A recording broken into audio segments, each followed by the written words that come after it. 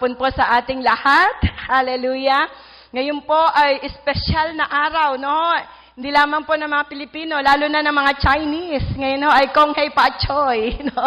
Umpisa ho ng Chinese New Year. At syempre sila ho ay nakasalalay doon sa kung ano ang kanilang yung pong Year of the Monkey, no? Pero tayo po hindi nakasalalay ang ating pagpapala sa mga anumang mga hayop o simbolismo nito. Sabi ho nila, maganda raw po ang Year of the Monkey, no? At marami raw hong pagpapala. Pero mas marami ho tayong pagpapala na pag-uusapan ngayon. Siyempre, lalo tigit, ngayon po ang ating first fruit. Amen. At ito ho yung araw na tayo po ay tunay na sasamba sa Panginoon. Tayo po ay tunay na dudulog sa Kanya at magbibigay po ng ating pinakamataas na papuri. At kung makikita po natin ito, hallelujah, ito po ay talagang napakaganda na tanawin, di ho ba? Praise God. Mapalad yata ang fourth service, no? Tama? Praise the Lord. Tama. Sa fourth service yata, pwede nang kumuha kasi last na. Hindi ko alam kung asan ba si Ate Of mamaya. Praise the Lord. Alam niyo po ba, ito ay tema para sa wedding at Cana. Pero sa Israel po, mas maganda po ito, no? Dahil doon po, ang nakalagay na mga wine, no? At hindi pa po mga fresh na fruits. Dahil doon po yung wine, syempre ito po ay na-press na. Pero ang lahat ng mga bagay pong ito ay tunay na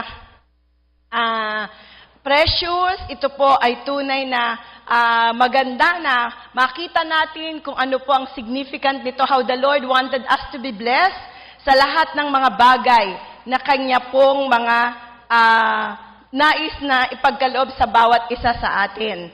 I was praying kung ano po ang aking ibabahagi patungkol po sa ating first fruit. And there is significance na, Lord, sabi ko, ano po ang pinakanais mo pag kami po ay nagbibigay ng tunay na pinakamainam para sa iyo. And the Lord brought me, at ito po yung gusto ko po talaga at minimeditate ko po, ito po yung buhay ni David. Ito po yung buhay ng pagsamba. Ito po yung isang buhay na pagsamba. And this is the high cost of true worship.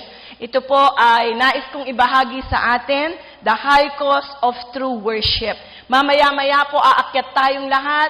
Tayo po ay sasamba at sa pagsambang ito, tinitignan ng Diyos kung ano po ang daladala natin. At lalo tigit ang puso natin na nakahanda na para sa ating pong pagkakaloob sa Kanya. 2 Samuel chapter 24 verse 24. Tingnan po natin ang context nito sa 2 Samuel. Ito po yung pagkakataon na nagkasala po si David. At sa kanyang kasalanan, siya po ay nag-orchestrate ng pagbibilang.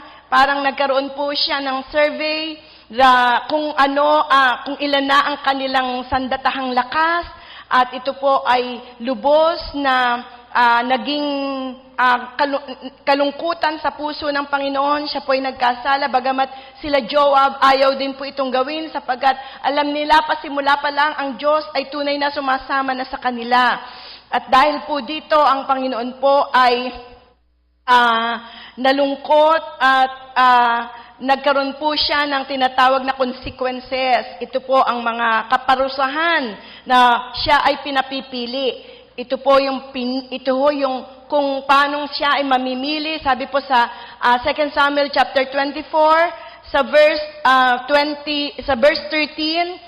So sabi pong ganoon, so God came to David and asked him, will you choose 7 years of famine across the land or 3 months to flee before your enemies or to submit to 3 days of plague?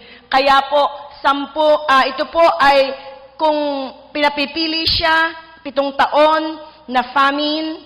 At pagkatapos, o kaya ay 3 buwan na sila po ay tutugisin ng kanilang mga kaaway, o sila po ay merong isang malaking kalamidad na mangyayari sa kanila na magkakaroon po ng kamatayan.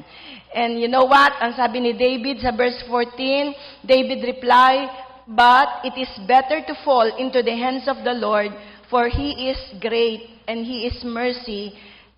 for His mercy is great than into the hands of men. At ito po ang pinili, ang Diyos na po ang nagbigay ng kaparusahan. Ito po yung 3 araw na 70,000 kaagad ang namatay na kalalakihan. At dahil po doon, lubos po na nagsisi si David, at sa kanyang pagsisisi, mga kapatid, inutusan na siya ng Panginoon ang gumagawa ng altar upang siya po ay mag-alay ng burn offering at saka peace offering sa Panginoon. At doon po sa kanyang pag-aalay ay binibigay sa kanya ng libre ang lahat ng kanyang gagamitin. Ito po yung threshing instrument, yung ox yokes at saka mga wood, yung fire on the altar, lahat po yun binibigay sa kanya. Pero alam niyo po, ang sabing ganoon ni David ay, but the king said to Arauna, no, I will not have it as a gift. I will buy it, for I don't want to offer to the Lord my burnt offering that have cost me nothing. I will not offer to God which cost me nothing. Hindi ako mag-aalay sa Diyos na hindi ako masasaktan o hindi mahalaga sa akin. Hindi anumang bagay na hindi mahalaga sa akin ay hindi ko ipagkakalob sa Panginoon. Nung pong mga nakaraan ay naibahagi ko po rin kung paano tayo po'y mapagpapala ng Panginoon. Yung favor, yung blessing, yung pong spiritual success ay atin pong matatanggap pag tayo po ay hindi natin nakakalimutan sa Panginoon ang magbigay. Ito po, sabing ganon, to achieve favor, blessing, and spiritual success, do not forget to give God the first hour of the day, the first day of the week, the first part of every paycheck. Yung first hour of the day is your quiet time, first day of the week is your Sunday service, at yung first part of every paycheck, yun po ang ating mga first fruit. The first consideration in every decision and the first place in your heart. Siya po ay nagbibigay, siya ang una sa atin, sa ating isip, sa ating mga desisyon, at sa ating puso. Dahil dito tayo po ay pagpapalain. Naalala rin po natin kung paanong tinuturo natin, kaya tayo may first fruit. Nais po namin kayong i-usher sa pinakasusi kung paano po tayo ay pinagtatagumpay ng Panginoon. Ang sabi ng Diyos, ang sabi po sa Proverbs 3:9-10, honor. Ito ang isang paraan, ito po ang kaparaanan para igalang ang Diyos. Honor the Lord with your wealth and with the first fruit of all your produce. Then your barns will be filled with plenty and your vats will be bursting with wine. Mga kapatid, pag tayo raw po gusto natin ipakita na tayo'y gumagalang sa Diyos, ibigay natin ang ating mga first fruit. Bring your first fruit before the Lord. Kung makikita po natin sa Malakay, bring your tithes. Bakit bring, hindi give? Kasi kanya yon. Pinadadala lang niya. Pag hindi po sinabi ng Panginoon ay give, ibigay mo, kundi bring, dalin mo. Ang ibig po sabihin, that belongs to me. Sabi ng Panginoon, yun po ay sacred. Kaya po sinasabi ni C.S. Lewis, when first things are put first, pagka inuna natin at tayo po ay sumunod sa mga sinasabi ng Panginoon na tayo po ay magkaloob at tayo po, first things first, we go back to the first thing, no? When we pray, when we give, when we fast, naroriyan, when first things are put first, tayo po ay nag-fasting, tayo po ay nanalangin, tayo po ngayon naman ay magbibigay. Kinukumpleto po natin yon, sapagat yan po ang sikreto. No? Yan po ang sikreto. When first things are put first, second things are not suppressed. Instead, it increase. No? But increase.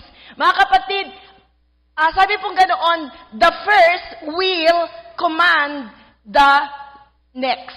Or the first will govern the next. No? Yung pong mga susunod, ang siyang mag-govern kung anong ginawa natin sa pasimula.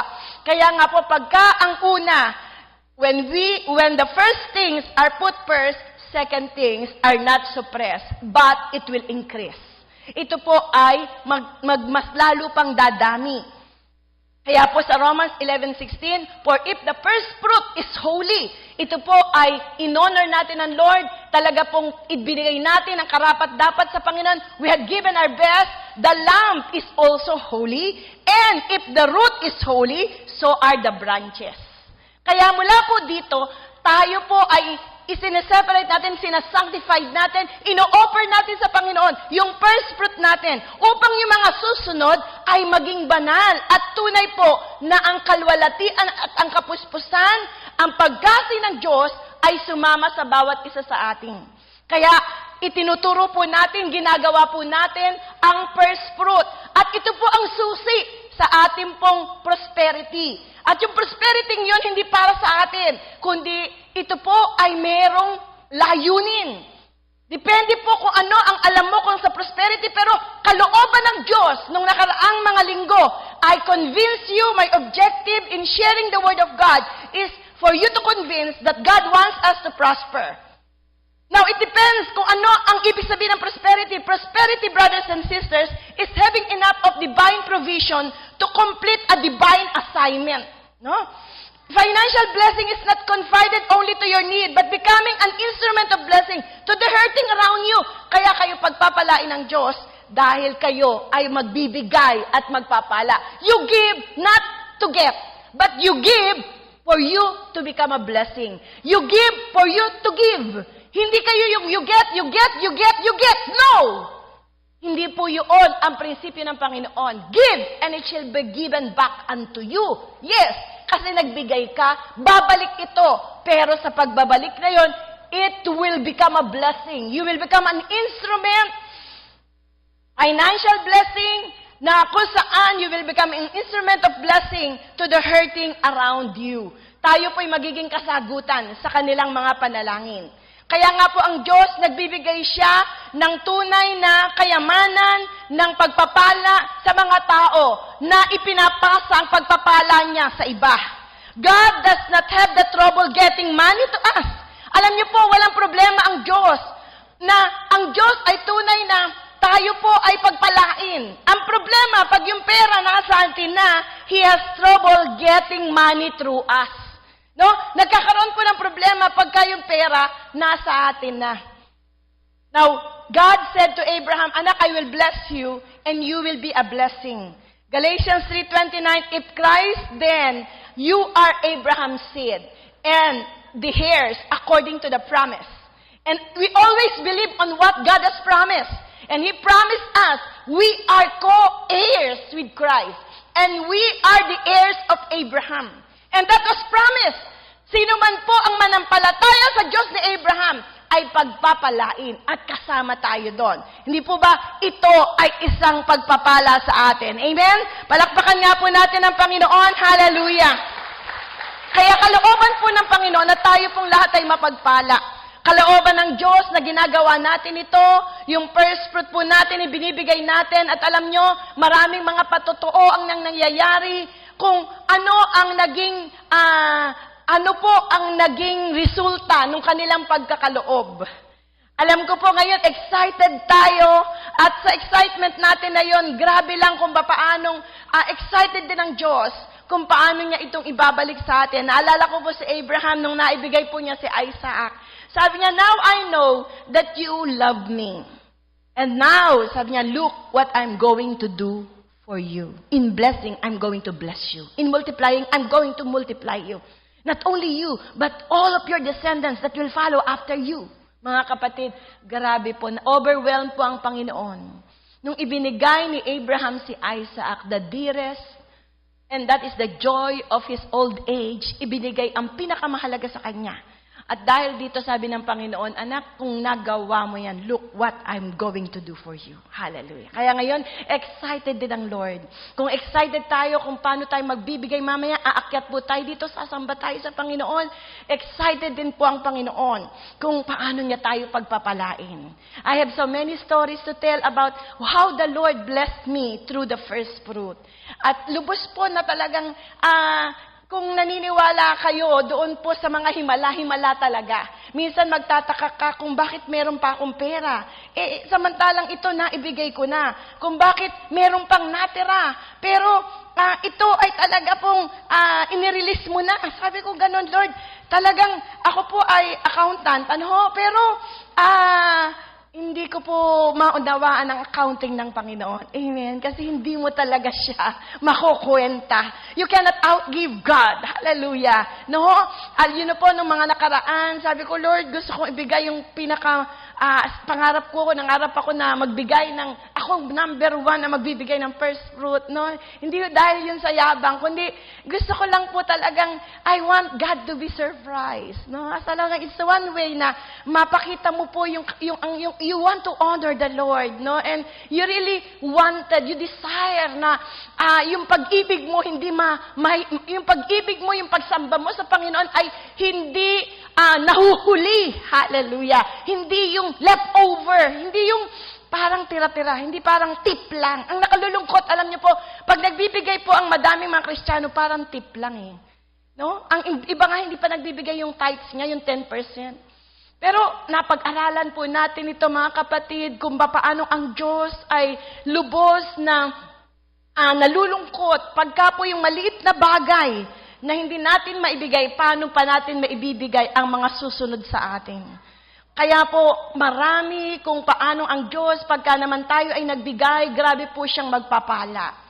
Naalala ko po yung mga nakaraan, nung mga first fruit, nung isang beses po, no, na sabi ko, Lord, ito ibibigay ko. And then after that, kinabiyernesan, meron pong nagbigay sa akin in US dollars, and then times 5, nung binigay ko po sa first fruit.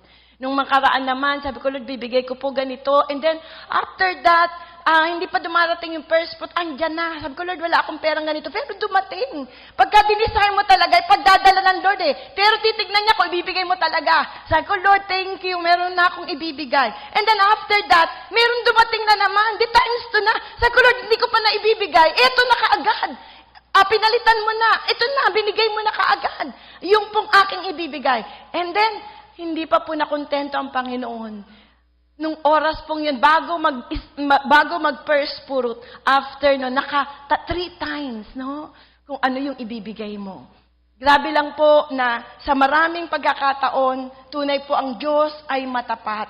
Minsan po ay sa ating prayer garden, ay sabi ko, Lord, napakalapit ng proyektong ito sa puso mo, kaya gusto ko ibigay yung pinakamainam din sa iyo. Kaya sa kapurihan po ng Panginoon, I just want to testify, sabi ko, Lord, gusto ko pong ibigay yung 1 taon na sweldo ko. No? And praise the Lord, after that, makikita mo, 2 pa po ang pinag-aaral kong kolehiyo noon. Ito pong si Joy nagme-medisina, si Sheka ay nasa UST, na magtatapos na rin po siya noon. And parang talagang dapat ay meron kang dapat panghawakan. Pero could you imagine na ang Diyos talagang itinawid ka? Hindi mo alam kung saan nanggaling. Alam mo, I mean like there are so many ways that God can bless us at the right time and at the right place. And you cannot really outgive God. Ang JRM po, ang JRK, ang JRCC, napaka-generous. Sabi nila sa akin, pagka wala ka ng pera, sabihin mo lang. Pag wala ka ng tuition. Pero, never at one time na kung saan ay nagkulang ang ating Panginoon. At ang sabi ko, Lord, thank you. Parang nakikita ko, yes, andyan naka-ready naman, pero hindi ko po gustong i-test ang Panginoon, pero I want to prove na ang Lord ay talagang matapat. At makikita mo, may pambayad ka pa sa tuition fee, and makikita mo parang sumusweldo ka rin, hindi ka nagkulang.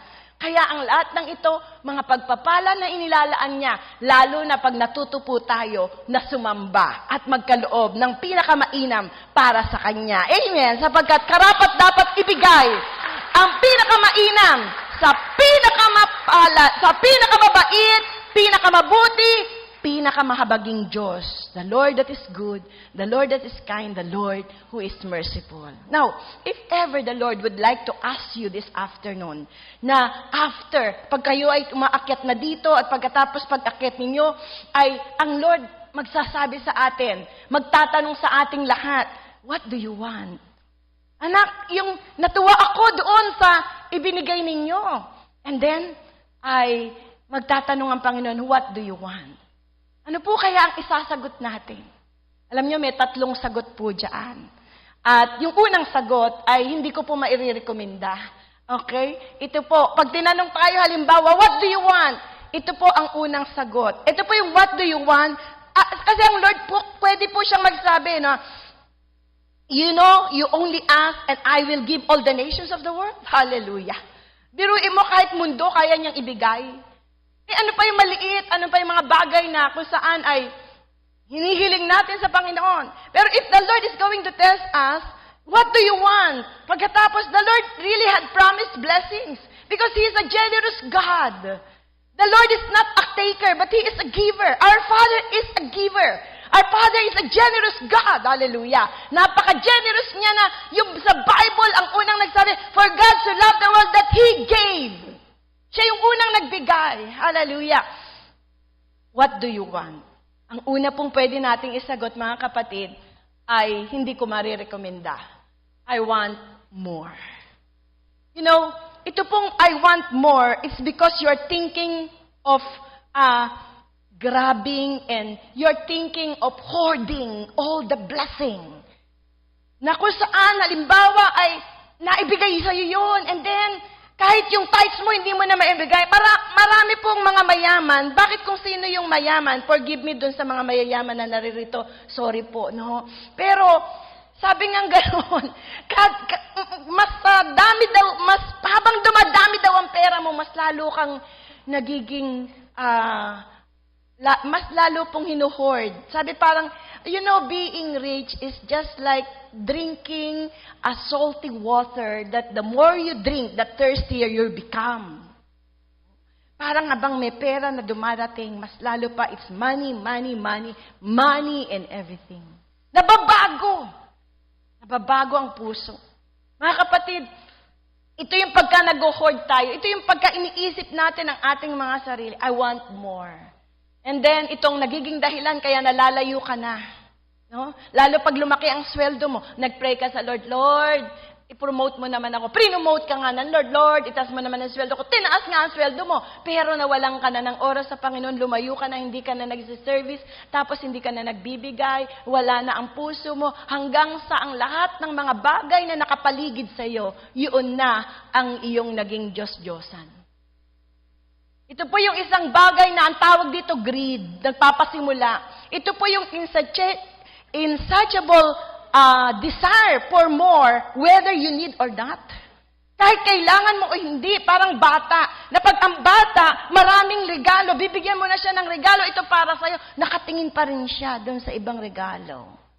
At inaantay pa rin niya yung ibibigay mo pa. No? Parang bata. Kaya mga kapatid, ito yung kusa, hindi po ba? Yung mga bata pagka naglalaro, that is mine, that is mine, that is mine. Diba? Laging, sino ba nagturo noon? Wala. No? Normal na, mine, mine, mine. Mga kapatid, that is greediness. And greediness is something, mga kapatid, na kailangan mo o hindi, pero iyon po ay ninanais mo. And you know what? Our God is anti-greed. Because it never sees things as it comes from God. Because the more you have it, you don't recognize that it comes from God, but a substitute for God. And that is greediness. That is something that you do not recognize it comes from God because it is taken out of greed. You are not thinking anymore of others, irregardless, at the expense of others. Gusto mo pa rin. Kahit sila ay na-exploit, kahit sila ay nagugutom, yun po ang karamihan na namumuno sa mga bansa na kung saan ay naghihirap ang kanilang mga mamamayan because of greed. And God is anti-greed. Because, you know, when you have so much, then you will say, you know, this came from the Lord. And that's why, if it comes from the Lord, I should share it. Share ko po yun. Makikita ko ang pangangailangan ng iba. I'm not confided doon sa four corners of my world na parang me, I and myself, na parang what is mine. And the worst is what is yours is mine. Kung ano pa yung sa iba, kukunin mo pa. Kaya nga po, mas marami po ang nagkukumit ng adultery. Hindi niya asawa, kinukuha niya. Kaya maraming nagnanakaw, hindi naman kanya, ninanakaw niya. Mga kapatid, that is greed. And it's the same thing kahit saan. Sa position, kahit po sa anong larangan na pagka ito ay isang bagay na ninais mo na. At hindi mo kinilala na ito'y galing sa Diyos. Pag hindi mo kinalala ang isang bagay na galing sa Diyos, ang tendency, mga kapatid, ito'y aangkinin mo. At habang inaangkin mo, gusto pa na magkaroon ka na mas marami nito. Tulad po ng katanyagan. Katulad pag magaling ka na. Pag ikaw ay tanyag na, popular ka na, makapangyarihan ka na. Hindi mo naman yun ina-acknowledge na galing yun sa Diyos. Kaya mas gusto mo tumaas pa ng tumaas. Pero pag ina-acknowledge mo na galing sa Diyos, ikaw ay magpapakumbaba. Hindi mo yun aangkinin. Mga kapatid, God is anti-greed. So, sometimes when what you have in your hands, sasabihin, Pastora, kasi gusto ko pa na, I want more. Yes. Minsan kasi may pagkukulang pa. Yes. Pero when what you have in your hands is not enough to meet your need, what you have in your hands is your seed. Kaya ang minsan ng iba, kasi kukunti, kaya hindi ako makapagbigay. Yun na nga yun na nga po mga kapatid yung binhi. It's a miracle seed. And out of that miracle seed, tingnan natin kung paano to pararamihin ng Panginoon. You get supernatural abundance when you let go of what is in your hand for God. And then, God will let go of what is in His hand for you. Grabe po, kung gaano kalaki ang kamay ng Diyos. Yung graciousness ng Panginoon. The reason bakit hindi po outpouring ng blessing sa'yo, kasi you don't let go. Those things, those little things that is in your hand. And let God do His work in your life. Mga kapatid, the first answer is, I want more. The second is better. This is, I want to do more. Lord, you had blessed me, and I want to do more for what you had given me, with what I already got. And so from this, the Lord is going to bless us from our humble beginning. Tayo po ay Kanyang lalong i-increase, i-develop, lalo po niya tayong ipopromote. Katulad ng sinabi sa Zechariah 4:10, do not despise your humble beginning. Huwag niyo Kanyang tatalikuran, kakalimutan kung saan ka nagpasimula, sapagkat kung saan ka nagpasimula, laging alala mo kung gaano kabuti ang iyong Diyos.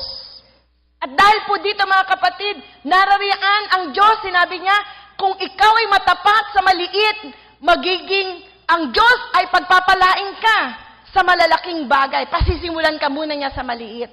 Kung paanong ikaw ay nagpasimula sa maliit, naging matapat ka, pararamihin niya yun. Luke 16:10. So, don't look anything little, especially if the Lord sees it big. Ang Diyos nakikita niya malaki yun. Anak, tignan mo lang. Kung magiging matapat ka lang dyan, then I'm going to give you the increase.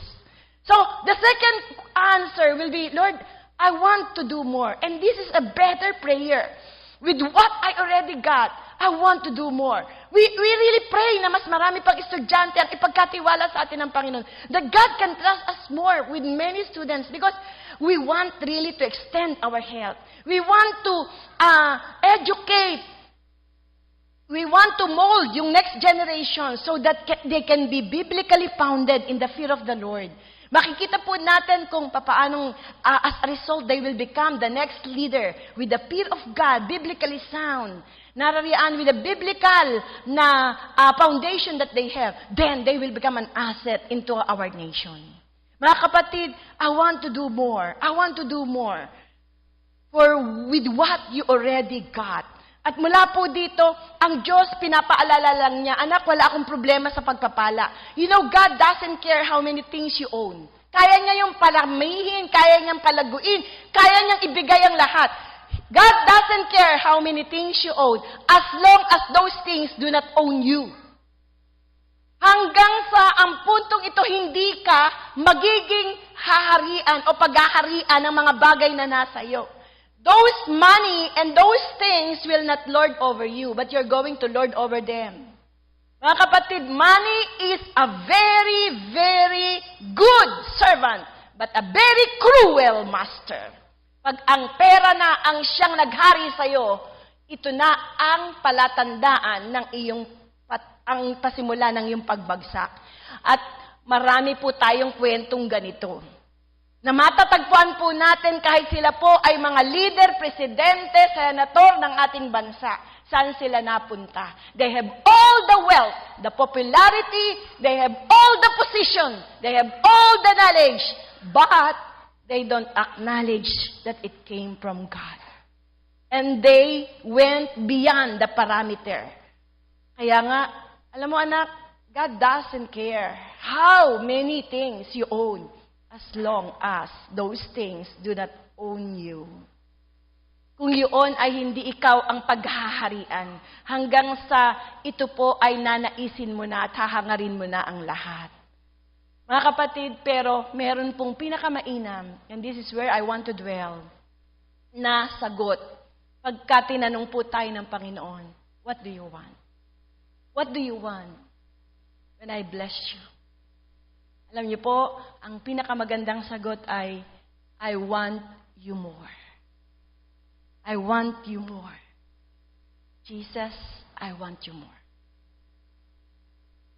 Sa Bible po, mga kapatid, sa John 15, ang sabing ganoon, I am the vine and you are the branches.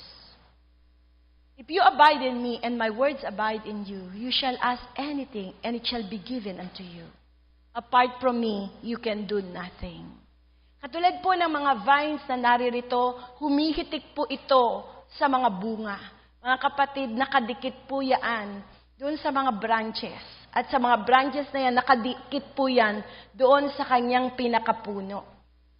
At dahil dito, pag ikaw ay nakadikit, narariyan at bubunga ka.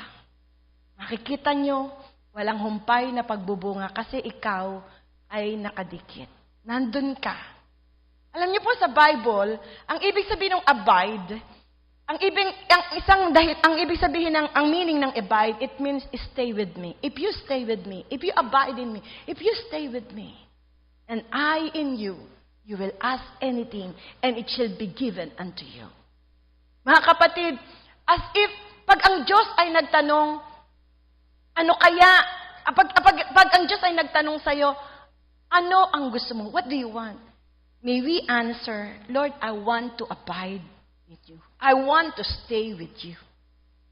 It's just like, pag tayo rin po ay nagtatanong sa Panginoon God, Lord, what do you want for me this year? Ano po ang gusto niyo sa akin ngayong taon na ito?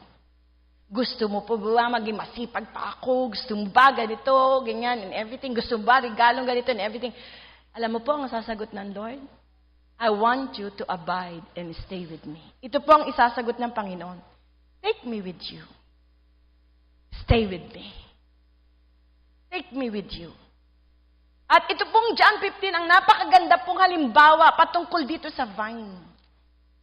Ito po yung mga prutas na kung saan ay kailangan ikat pag hindi na namumunga, kailangan i-prune. Masakit po yun pagka walang bulaklak, pag walang bunga. Pero ang gusto ng Panginoon dang kasi, tayo po yung mapagpala. Pero ano pong sikreto? Para tayo po ay magbunga, mag-prosper. Para tayo po ay, yung sabi nga nun, and you can ask anything, and it shall be given to you. You abide in me, and my words abide in you. You shall ask anything. At sabi niya naman, kasi anak, pag nakahiwalay ka sa akin, apart from me, you can do nothing.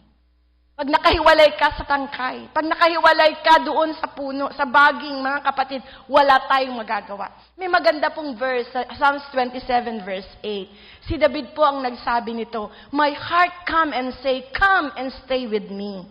My heart has heard you say, Come and talk with me. O my people, and my heart respond, Lord, I am coming. And this is what the Lord wants us. That the more the Lord bless us, the more that we will love Him, the more that we will worship Him. And because of that, you cannot worship without loving. And it's just the same when you love, hallelujah. Narariyan po, you respect somebody and you want to give that extravagant love to Him. Mga kapatid, Jeremiah 29:13, when you are finding Him more, you will seek Him.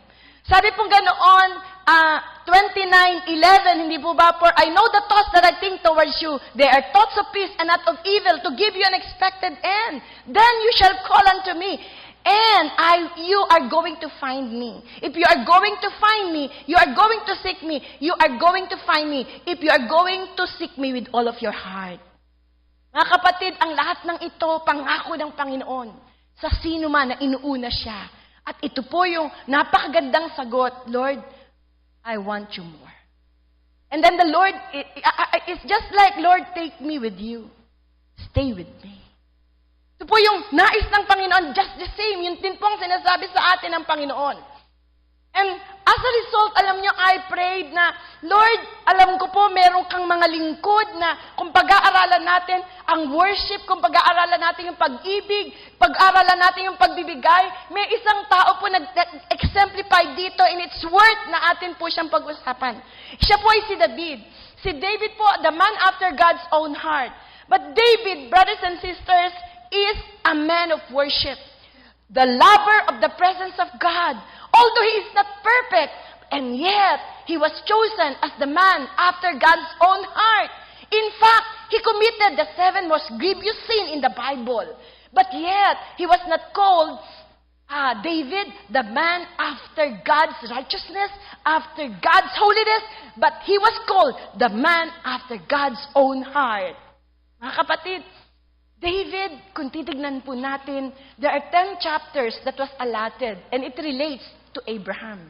There are 11 chapters na kung saan nirelate po ang buhay ni Jacob. And Jacob, of course, is a very important character sa Bible sapagkat siya po ang ama ng lahat ng mga tribo ng Israel. Ganon din po si Abraham, the father of all nations. And yet, 10 chapters, 11 chapters, 10 chapters din po kay Elijah and Elisha. Name it, the miracles, the power, the anointing. Pag pinag-usapan po ang anointing, 10 chapters. Pero you know, there are 66 chapters allotted and it relates to the life of David. And in the Bible, there are 1,200 names of David in the Bible. There are 59 times in the New Testament. And you know, Jesus quoted more of David's psalm more than other prophets. Jesus himself quoted about the life of David. And all those things which he had written, yung pong mga psalms ni David, Jesus quoted it. More than all the prophets, more than Zechariah, Isaiah, more than Ezekiel or Jeremiah. Mga kapatid, it is the psalms of David. Now, kung makikita po natin mga kapatid, kilala si David. David had the passion for the heart of God. He is so knitted. He is so near to the heart of God. Makikita niyo po kung ano yung puso niya, yung yearning ng puso niya. One thing I desire, that I may dwell in the presence of the Lord all the days of my life, to behold the beauty of my God. I would rather be a doorkeeper at thine gates than to dwell in the house of the wicked. 1,000 years, 1 year, 1 day in your court is more than 1,000 years elsewhere. Mga kapatid, he has the heart for God. The first and foremost ng kanyang puso, it's always knitted into the heart of God. Although he became the king, but you know, the palace is just like a simple house, a little house without the king. It is something na from being the shepherd, from being a shepherd boy, to being a king, mga kapatid, it's not a big deal. Nung siya po'y pinaalis sa trono, ang dali niyang umalis. It's not a big deal. Walang hold sa kanya. Because his passion is the heart of God. Are you still there? The passion for the honor of God. 40 days. akusa at tunay po na ilalapastangan ang pangalan ng ating Diyos ng Israel. At si Goliath, ang sabi sa mga Hudyo, anong klase ang Diyos nyo, hindi kayo tulungan. Ako na nga lang ang lalabanan ninyo at pag natalo nyo ako, kami ay talo na. Pero nasa ang Diyos nyo? Wala kayong nagagawa. At tinutuligsa, nilalapastangan ng Diyos ng Israel 40 days. Nagtatago lahat ang mga sundalo ng mga Israel. Mga kapatid, pero nung narinig yun ni David, nung siya po ay aksidente na nagdadala ng sandwich, sabi niya gano'n, who is this uncircumcised Philistine that he defiles the name of the God of Israel? Sabi niya ganoon, I was able to fight and won the battle over the bears and the lion. I am going to cut the head of this Philistine. Mga kapatid, siya po'y galit sa mga bagay na kung saan ang galit ng Diyos. Pagka nagagalit ang Panginoon, ganun din po na nagagalit siya. It's the same thing. He is angry with those things that anger the Lord. And this is something na ang pangalan ng Panginoon ay tinutuligsa. Ang pangalan ng Panginoon ay hindi iginagalang. And praise the Lord. History reveals kung paano po he was able to conquer Goliath. Bakit mga kapatid? Dahil ba magaling si David? No! It's because of the God in David's life. Because he has the passion for the honor of our God. Mga kapatid, hallelujah, palakpakan po natin ang Panginoon. The passion for the house of God. Hallelujah. This is heart desire. Na ang Diyos ay laging ibigay what God deserve. Gusto po niyang ibigay iyon sa kanyang Diyos. Tapos sabi niya, ako ay naririto sa magandang lugar, pero ang aking Diyos ay naroon lang sa isang tabernakulo. Mga kapatid, it is David's desire to build the temple. Sabi lagi ni Solomon, it is always in my Father's heart to build the house of God. And this is it na basta patungkol sa templo ng Panginoon, basta patungkol para sa kanyang Diyos, mga kapatid. David was so luxurious, extravagant. Si David po, no limit. Ibibigay niya. And he was known for this. I just want to give you 3 citations. Before we partake of the Holy Communion, I remember David, when he became the king, the first executive order number 1, is to bring the ark to Jerusalem. Bringing back of the ark. The bringing back of the ark. Mga kapatid, nung siya po'y naluklok, ang nasa isip niya, alam niya, he is sensible enough, he has the spiritual sensitivity, and you know what? He always noticed it, that they lost the ark. Wala rito. You know, the ark represents the presence of God. And this was given, mga kapatid, na ito po ay talagang directly in-instruct, and this is where the Lord will take abode, that every time this ark, hallelujah, will be with you, then you are going to prosper, you are going to have the victory, you are going to succeed. But yet, all of a sudden, sa kaharian po ni Saul, never at once na nan-notice po ni Saul ang patungkol sa ark. Narariyan po na ganun lamang po kung saan ay hindi niya naaalala ang patungkol sa presensya ng Panginoon. You know, this was the first thing David restored. And David had enough spirituality to notice the loss of it, the ark. There is no presence of God. There is Ichabod. No glory. They cannot sense the revival, the awakening. That people are coming back to God. And so He wants to restore it. Hallelujah. He has enough spirituality, brothers and sisters. And David took God seriously. This is not a joke na wala sa atin ang presensya ng Panginoon. And this is something na sinabi niyang ingatan natin ito. His life pearls to the heartbeat of God. You know what? The story, ito po ay nagpunta sa iba't ibang lugar hanggang sa bahay ni Obed-Edom. At mula po doon, nagkamali po sila ng paghawak. Namatay po, mga kapatid, yung pong dalawang anak ng high priest. At ito po ay nagkamali sila ng hawak. And because of that, narariyan po na lungkot si David. Natakot siya kung paano dadalhin po yung ark na yon. Pero 3 months after, nabalitaan niya, grabe, yung pong pagpapala doon po sa may bahay na kung saan naroon yung ark. At pagkatapos, naramdaman niya na baka hindi nagalit ang Panginoon kasi nagpapala na siya sapagkat kung saan mapunta yung ark, naroon po yung pagpapala. Kung ikukwento ko po sa inyo yung story nito, mahaba po, ng konti. No? Kaya sa iba na lang pong preaching yon. Pero napakaganda po nating sundan ito. Hanggang sa nung oras na alam ni David po, pwede na nakunin nila. At ngayon, naging mas maingat si David, mga kapatid. Alam niyo po ang ginawa ni David, parang may gera. 32,000 na mga sundalo. Ito po, mga kapatid, ay kanyang isinugod. Ito po ay kanyang inihanda. Parang may gera. Ang kukunin lang nila ay mas malaki pa po dito, Ark of the Covenant. Yan po ang sukat ng Ark of the Covenant. Mga kapatid, at pagkatapos ay dahan-dahan nila ito na kukunin, aangkatin. At ang bilin niya, you must take it, you must hold it so seriously, cautiously, and then, nung oras na yon, ito po'y pinangkunan ng mga Levita, 4 na Levita na hawak-hawak po sa kanilang balikat ang ark. And so cautiously, naging napakaingat po ni David at that time. Kaya po, kada 6 na paces, sabi po ganun, mga 2.5 na ruler, 2.5 mga kapatid, na feet, narariyan po na sila po ay nag-aalay. Ito po yung 6, no?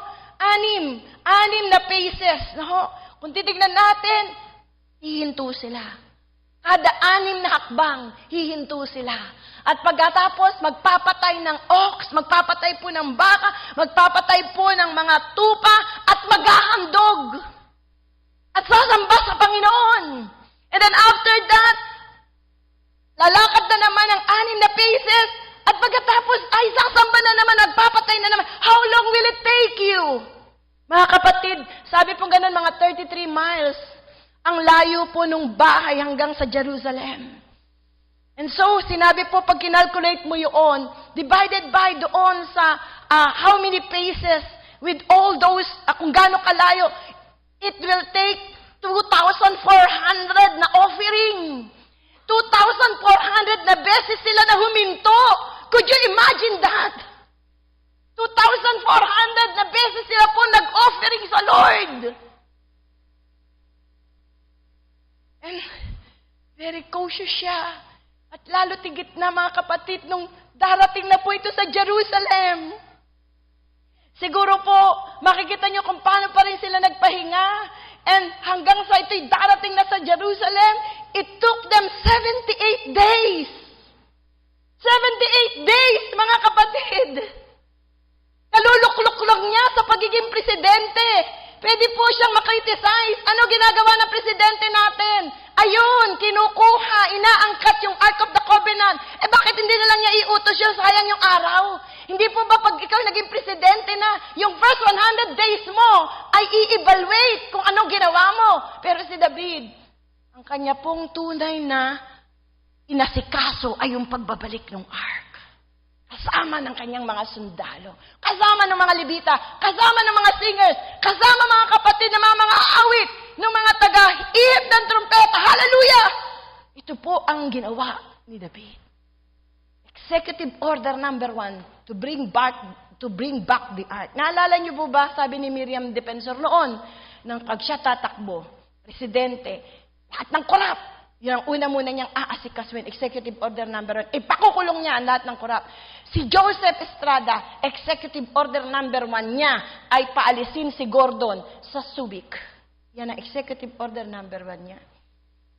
Si Cory Aquino, executive order number 1, palitan yung pangalan ng mga kalsada. Hello, are you still there? Si Cory, si Arroyo, ano executive order number 1 niya? Parang nakalimutan ko. Praise God. Pero alam niyo po, si David, ito po yun.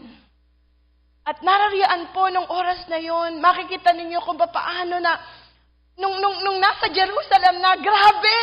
Alam niyo, ang papunta po roon, nung tinignan po namin yun sa Israel, no? Parang kalayo ho yan ng Pasig o Taguig, mas malayo pa. Mas magmamarikina ka pa. Kada 6 na hakbang, mag-o-offer ka. Hihinto, magpapatay ka ng baka, magpapantay ka ng tupa, mag-o-offer ka.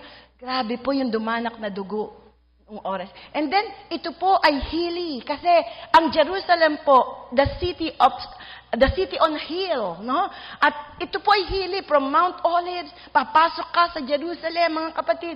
And this is something na hindi biro. Pero alam niyo, nung nakapasok na sila sa Jerusalem, grabe, hallelujah. Siguro nasa gate pa lang sila. Palagay ko sa Zion Gate sila pumasok. Amen. Pagpasok nila roon, hallelujah. Praise God. Si David po parang nagwala na. Parang na siyang loko-loko na kung saan ay sumayaw. Kung paanong siya ay tunay na lubos na grabe po kung ano ang kanyang ginawang pagsamba. Dahil dito, tinitignan siya ng kanyang asawa na si Milcah. Sabing ganun sa kanya, para siyang baliw at nakakahiya. Tinanggal pa niya ang kanyang robe bilang isang pare, bilang isang king. At pagkatapos nagsasayaw siya doon, hallelujah, na parang wala siya sa kanyang sarili. You know what? For David, it was a more of a religious rite. For David, it was a release from his remorse. Ito po yung saan, sa lahat ng pagkakataon, hindi niya pinangarap na maging hari. Gusto niya second man lang siya. Pero mga kapatid, hindi ito naging madali. Paano siya habulin ni Saul? Paano siya gustong patayin? Paano sila naghiwalay ni Jonathan? Paano mga kapatid yung mga labanan? Hindi po madali yung kanila po mga ginawa. Makikita niyo po yung kalungkutan sa kanyang puso. Kung siya tatanungin, simple lang ang gusto niyang buhay. At naroon, napunta siya doon po sa Jerusalem muli. You know, it was the release of his remorse. Yung kalungkutan niya. Ito po yung release. How I love Jerusalem. Come on, let us go up and return to Jerusalem. Mga kapatid, ganun na lamang po siya. Nakikita niyo po yung mga Hudyo, pag dumarating sa Israel, sila po yung mahalik doon po sa ground. And this is how they love their country, especially Jerusalem. And it was a release from his remorse. Ito po yung doon siya nagmula. Hindi po niya ginusto na kung saan ay maging hari siya. At ang lahat ng mga bagay na kung saan ay naaalala niya. Dati kung malungkot siya, napapagod siya, kakanta lang siya ng psalms, tutugtog lang siya ng harp, mag-meditate lang siya sa Panginoon, magkukompose lang po siya ng mga awit, ng mga poem, the Lord is my shepherd, and all of these things.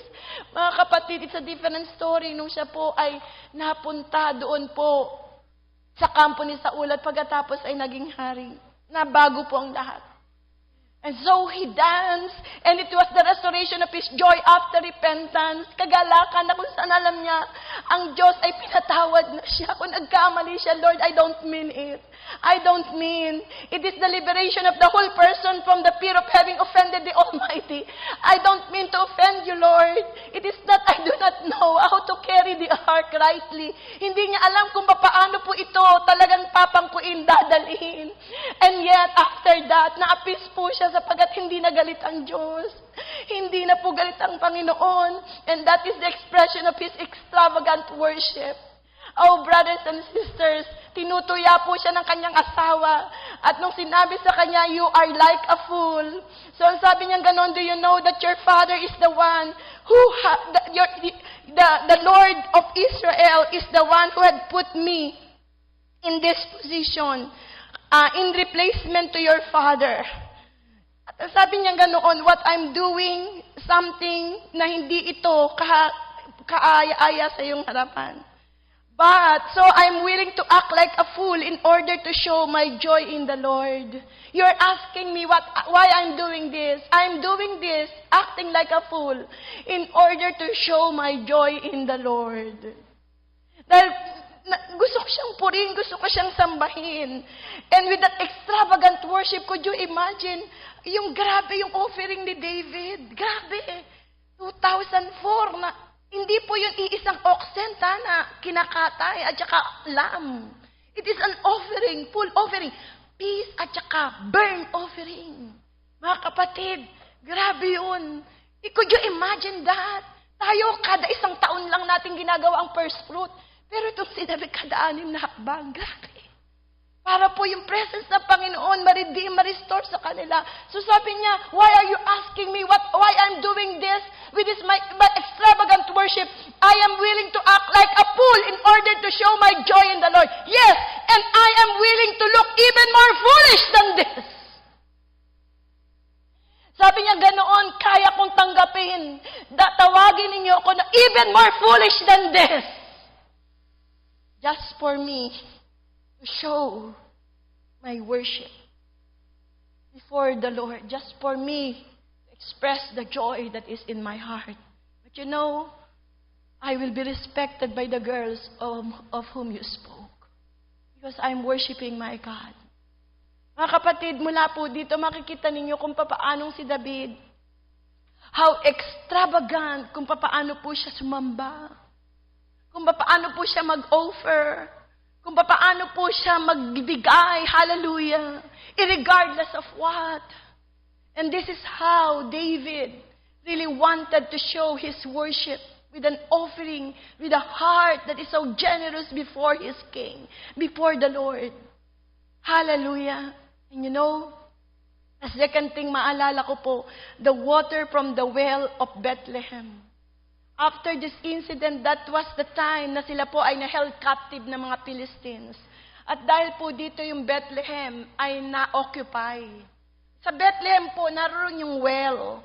And you know, David grew up in Bethlehem. At mula po dito siya umaawit, dito po siya nagpapakain ng mga tupa, dito siya kumukuha ng tubig.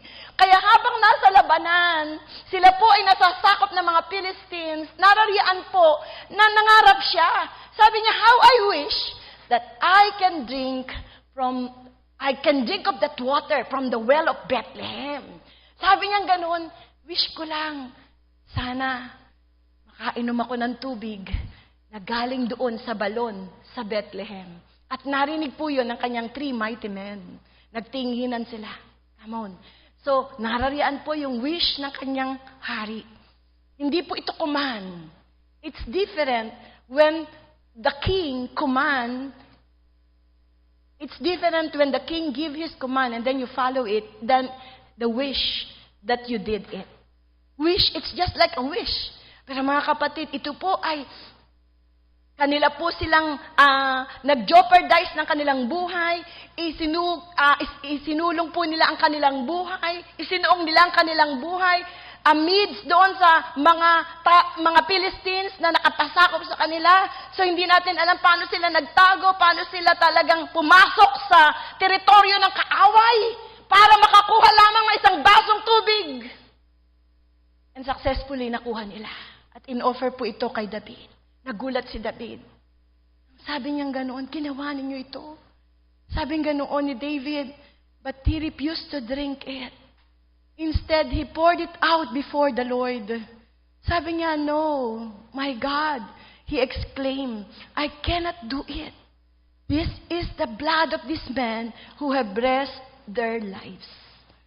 Alam niyo po ba na ang ibig sabihin ng isang basong tubig na yon ay buhay ng napakaraming sundalo niya? Pero, mga kapatid, ano man na mahalaga, hindi siya karapat-dapat na uminom. Ang sabi niya ganoon, I have to offer it to God. Kaya po ito ay kanyang inoffer sa ating Panginoon. And this is something, mga kapatid, you see the heart of the man. It is just like how you really, like it is like a glimpse of what is in the heart of the man. It is just like how important God is to him. Mga kapatid, ng oras na yun, justifiable naman. Justifiable, pwede naman niyang inumin yun. Pero paano niya ito tinitignan? Sabi niya, napakahalaga nito. Ano mang mahalaga, i-offer natin sa Lord. Pinor out po niya yun. Makikita natin, mga kapatid, how David really, from the water from the well of Bethlehem, how the Lord really was so much pleased sa kanya. And because of that, nanalo po sila and all of these things. It's different, alam nyo. Sabi pong ganoon, it's one thing to do the command of the king. It's one thing to do the command of the king compared to doing the wish of the king. If it is a command, then you can do it. Yes, it's a command. You should do it. Pero it's just like a wish. Pero bakit mo ginawa? Hindi ko naman pinagagawa sa'yo. It's just like a wish. Pero alam niyo po, it's because he was so intimate. They are so intimate with David. And it's just like these three mighty men. It's different, brothers and sisters, when you know the desires of your king and when you know what is the heart of your king. Sometimes, alam mo kung ano yung mga paborito niya eh. Pero it's different kung kahit hindi niya sinasabi, alam mo kung ano yung gusto niya. Why? Because of your intimacy. Mga kapatid, this is just like si David din po sa ating Panginoon. He knows kung saan mapiplis ang Panginoon. Alam niya kung saan po lubos na matutuwa ang ating Panginoon. Kaya ito po ay ginawa niya. Mga kapatid, makikita natin kung gaano kahalaga kay David ang ating Panginoon. And then lastly, ito pong binasa natin kanina, the cause of worship. And so, this is the last part na kung si David, nung oras din, that's the last part of his life, na nagkasala po si David. Sabi nga pong ganoon, mamamatay na lang si David, nagkasala pa siya. Matanda na siya nung oras na yon. Nagpabilang po siya ng mga sundalo. Isang bagay na nakalulungkot sa puso ng Diyos. Hindi ko alam, baka dahil sa taxation, gusto niyang itaas ang tax. Hindi ko po alam kasi baka may labanan sila na malaki na lalabanan na nararamdaman niya matanda na siya. Baka hindi sila manalo. Pero ganun pa man, naroroon po na nagtiwala siya sa kanyang mga sandatahan. Si David po ay nagkasala doon sa pride na hindi niya naisip na sa lahat ng labanan, sinabi na po yun ni Joab, sa lahat ng labanan, sinamahan tayo ng Diyos. Sabi niya ganoon, what's the big deal? Kung 5,000, 50,000 tayo, it's just the same God na sasama sa atin. Are you still there? Yun po yung pinipilit ni Joab. Pero si David po nag-insist. 9 months na sila po ay nag-census. And with the 9 months, after na ibigay na sa kanya, this is the tally, this is the census. Meron tayong ganito, 49,000, 50,000. Meron tayong 17,000 na ganito. And then after that, he was convicted. He realized that he sinned against God. Kapatid, 9 months. Napaka mahabagin ng Diyos kay David. Bakit hindi na po siya naparusahan nung una palang araw na pinagawa na niya yun? Pero inantay po ito ng Panginoon. Siya mismo ang makaranas. Siya mismo ang makarealize ng kanyang kasalanan. At mula po doon, mga kapatid, narariyaan na siya po ay pinapili ng 3. Yung po sinabi ko sa inyo kanina. At ang Diyos ang pumili na. At namatay 70,000. At nung oras na yung pumunta ka kanya, kay Arauna, at pagkatapos, bilin mo, magtayo ka ng altar. Ikaw, the peace offering and the burnt offering. Burnt offering lang ang pinagagawa, pero peace offering ang ginawa pa rin po ni David. Mga kapatid, and this is one thing na sinabi niya, hindi po pwedeng libre to because I will not give to God. I will not buy it, for I don't want to offer to the Lord my God that costs me nothing. Sa burnt offering, hindi po pwede na hindi ito galing sa akin. As if sinasabi po ni David, David's burnt offering and peace offering, sinasabi niya, David saw that he must make his worship truly his own. Galing sa kanya. There must be a sacrifice. I will not take for the Lord what is yours. Kung ano yung iyong worship that is yours, I will not take it. But I will not offer to God which costs me nothing. Gusto ko pong ipakita lamang isang awit na ito.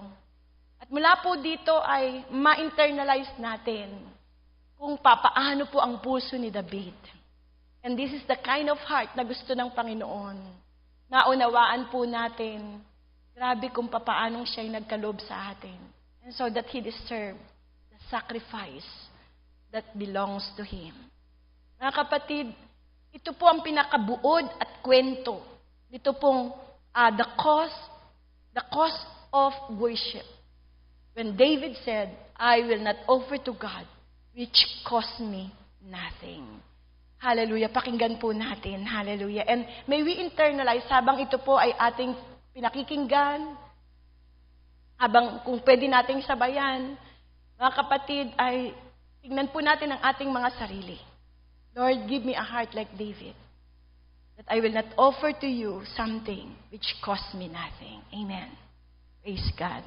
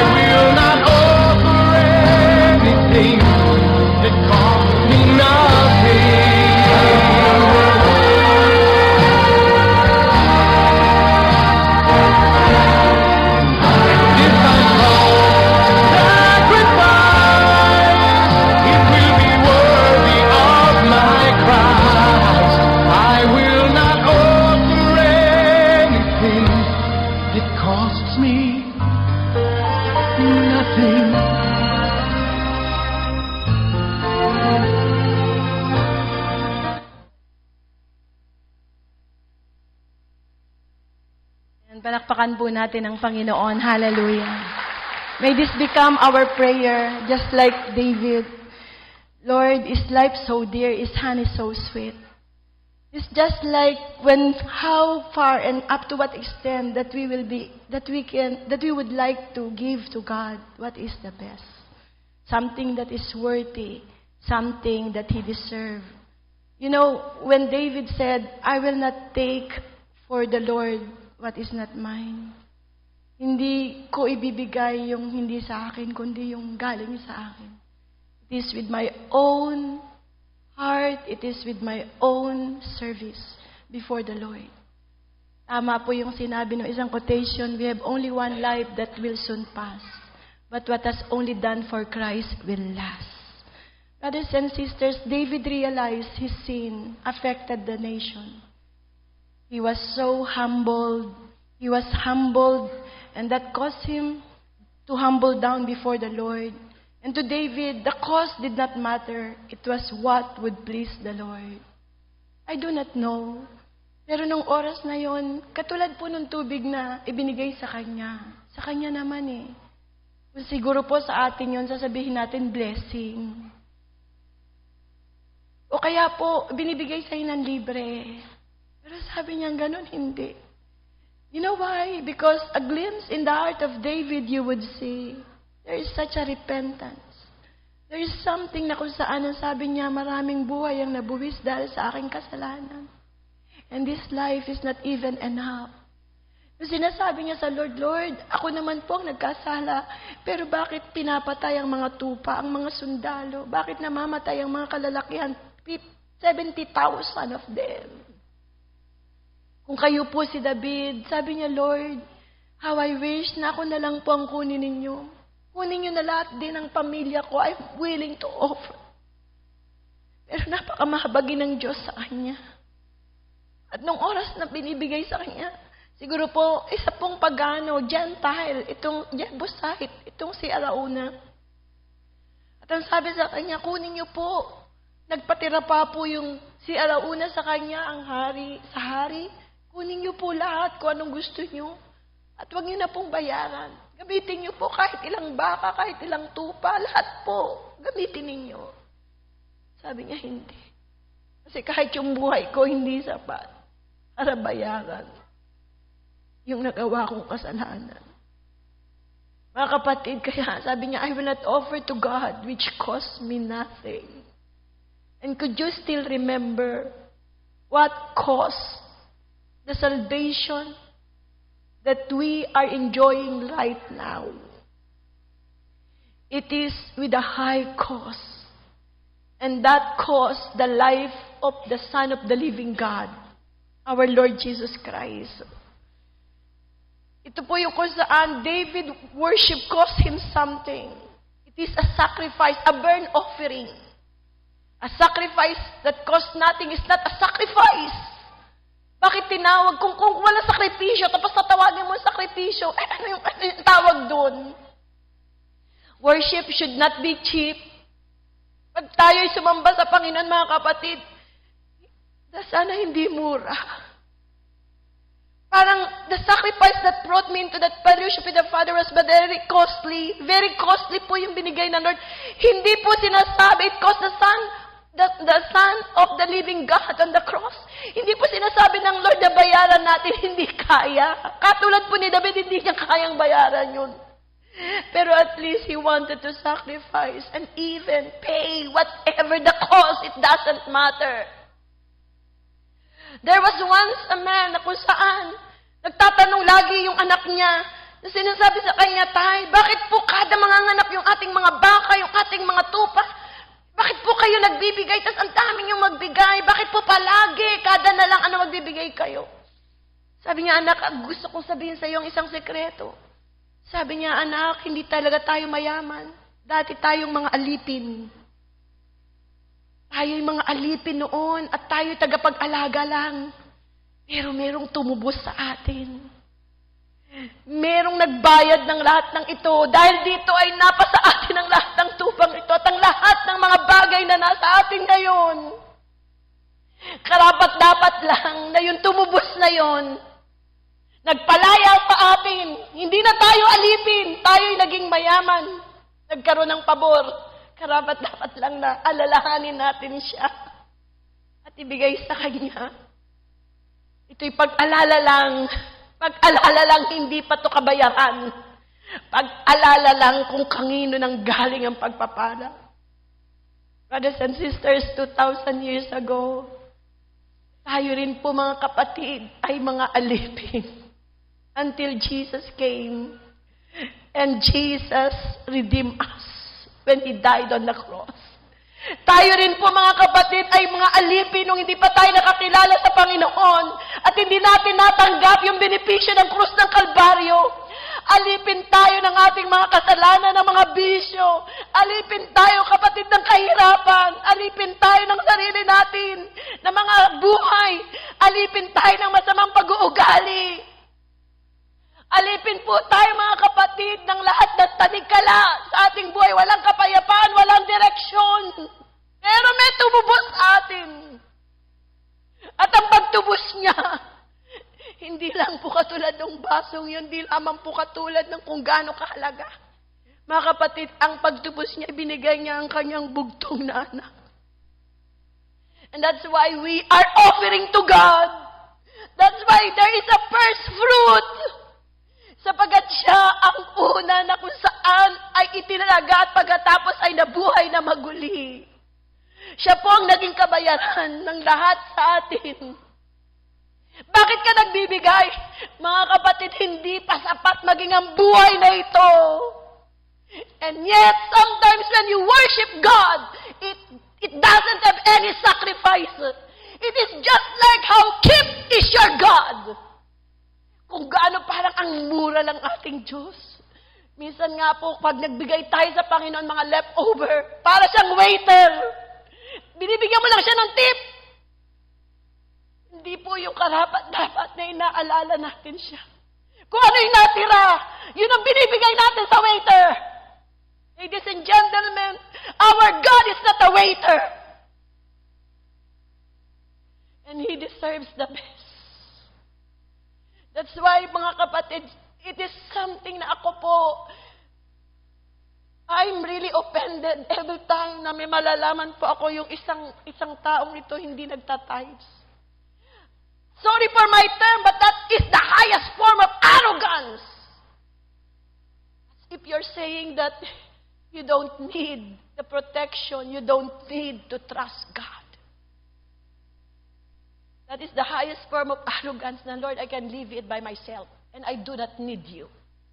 I don't care what will happen to me. I don't need any protection.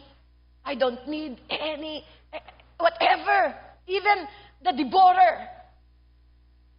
Kung saan, sabi ng Panginoon, I will remove the devourer from you. Mga kapatid, there are so many things that we have learned.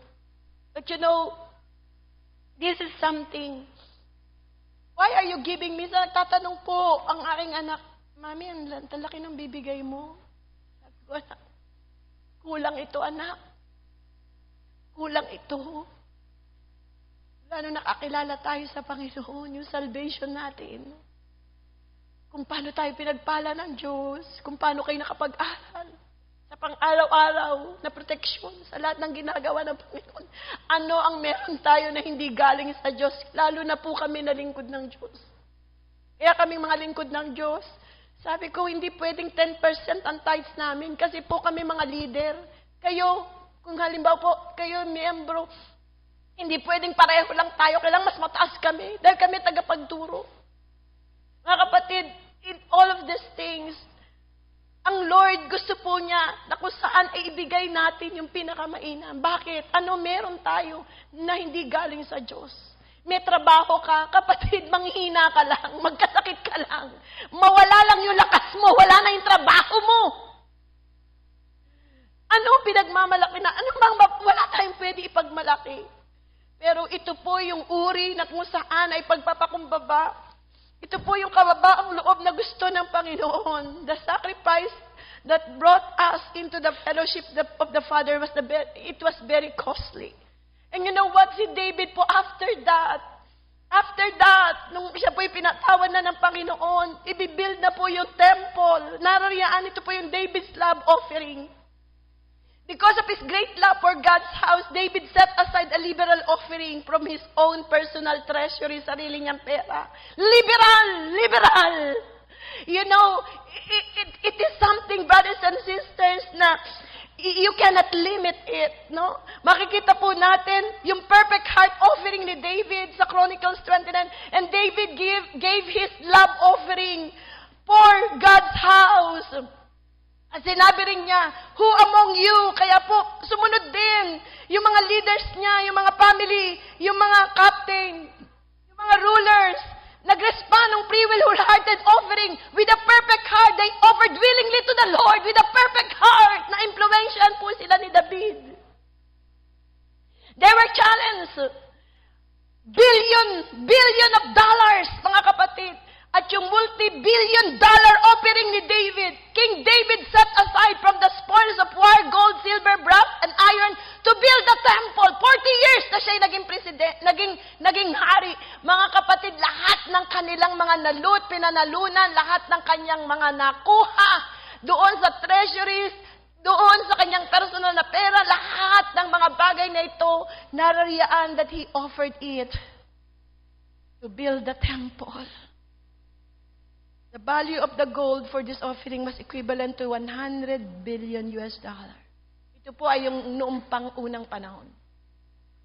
Could you imagine kung paano po yung puso niya? It is always in my Father's heart to build the temple.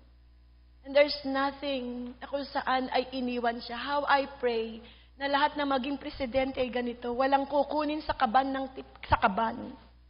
At ang lahat, mga kapatid, ay iaalay muli sa ating bayan. At si David, mga kapatid, mula dito, inalay niya ito. Sila po ay naging masagana. Kaya po yung paghahari ni Solomon ay hindi naging mahirap para kay Solomon. Dinalaw po si Solomon, yes, na mga sikat na mga tao. Ito po dahil sa templo. Dahil po doon sa mga bagay na kung saan ay ginawa sa pamamagitan po ng salapi at sa lahat ng mga kayamanang iniwan ni David. And so, no one can be so proud of this. You know, as I close, it is that love. What do you want? I want to love you more. And this is the prayer and the request of David. The more, Lord, you prosper me, I want to worship you more. I want to love you more. I want to give you more. You know, love never calculates. Whatever, kung yung mahal mo, yung kasintahan mo, pag nag-date kayo, hindi mo titipirin, it never calculates. Napaka-grande ka, ikaw ay talagang, sky is the limit, pag ikaw ay kumain kayo. Love never calculates, no matter kung gaano man ito kamahal. You know, nung pinor out ni Mary po yung perfume, she never calculates na ito po, it's worth 1 year of her wage. Mga kapatid, she never calculates because she was overwhelmed with that love. Love never thinks how little it can decently give. Love, he never thinks naman, decently, kahit maliit, katulad ng widow's mite, dadalawa na lang kusing ang pera niya.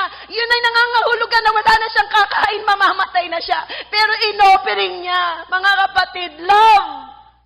No matter, never thinks how little it can give. It can decently give. Decently with worship that she wanted to give. And love's one desire is to give to the uttermost limits. Sky is the limit.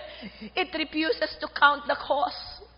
Whenever you give to somebody whom you love, to somebody whom you respect, to somebody whom you honor, brothers and sisters, you refuse to count the cost. Especially when we give it to God. No amount of sacrifice can equal to the sacrifice, to the cost that He paid for each and every one of us. And I like this one. And when it has given all, it has to give. At pag binigay na niya ang lahat ng mga bagay na pwede niyang ibigay, you know what? When you worship, when you honor, when you love the Lord, it still thinks the gift is too little. Kung ibinigay mo na yung pinaka-grabe mong pwedeng ibigay, pero ang pakiramdam mo maliit pa rin. Ganun po ang pagmamahal. Ganun po ang pagsamba. Ang nanay ko po, mapalad ako, mula nung ako'y sinilang, hanggang sa siya po'y kunin ng Lord, that was 36 years. Kasama ko po siya. Modesty aside, na ibigay ko kay nanay kung ano ang sa tingin ko mainam sa abot ng aking makakaya. Kahit po yung kanyang mga huling habilin, yung kung gabi-gabi may pasalubong ako sa nanay, pag Pasko, paborito niya yung chestnuts, no? Paborito niya po yun. Meron siya lagi, lalo na nung kaya ko nang bumili. Yung pagka mamamalengke ko, yung mga paborito niya. At lalo na nung a week before, bago po siya kunin ng Lord, humiling siya. Sabi niya, Ligaya, gusto kong kumain ng palabok. At saka may sarsi. Tapos, ang susunod po na hiling niya, gusto niya ng yung pong, yung nagbibend na chair. No? Ang tawag na rocking chair. Alam niyo po, umorder ako sa Quezon. Nagkataon, nag-preach po ako sa Quezon noon. Naimbitahan ako. Tapos nakakita po ako doon ng rocking chair. Maganda. Na-deliver po yun. That was Monday na deliver. Sunday po, kinuha ng Lord ang nanay. Ang huling scene ko po doon, si Joy. Nasa rocking chair, pinatutulog po niya ang aking panganay. Nung kinuha na siya ng Lord, you will cry. Kahit nakapagbigay ka na, bakit ganun? Nabigay mo na lahat, pero parang kulang. Sabihin mo na, sana na ipasyal ko naman ang nanay. Sana napasakay ko siya sa eroplano. Sana nadala ko man lang siya sa Baguio. Sana lumabas man kami. Lalo ngayon, kung makakaranas ka na nung kung saan ka na pumupunta. Mga kapatid, ganun po ang pag-ibig. Meron po mga pumanaw na rin ang ating mga magulang. Alam nyo, kahit gaano nga kasamain, sasabihin mo pa rin, sana. Nung ang tatay ko po ay pumanaw, nagbigay siya ng 3 alkansya. Sabi ko, mabait pala ang tatay ko. Sana nakasama ko pa siya. Sana mas matagal kaming nagsama. Marami kang sana.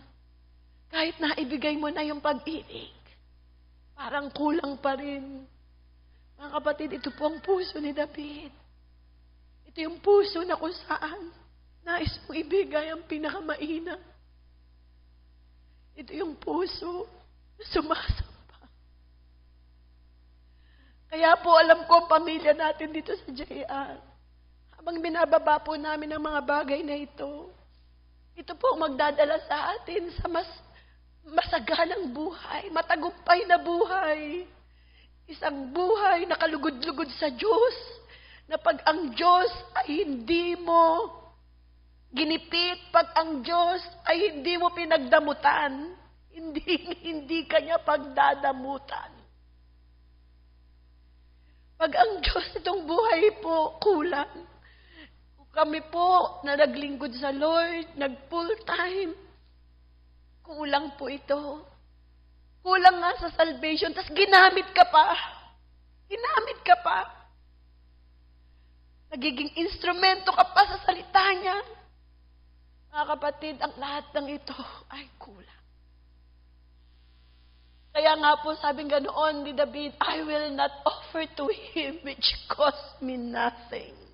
Because even my life is nothing compared to what he has done, because he has given everything. Amen. To the utmost. Hallelujah. Behold the Lamb of God. Hallelujah.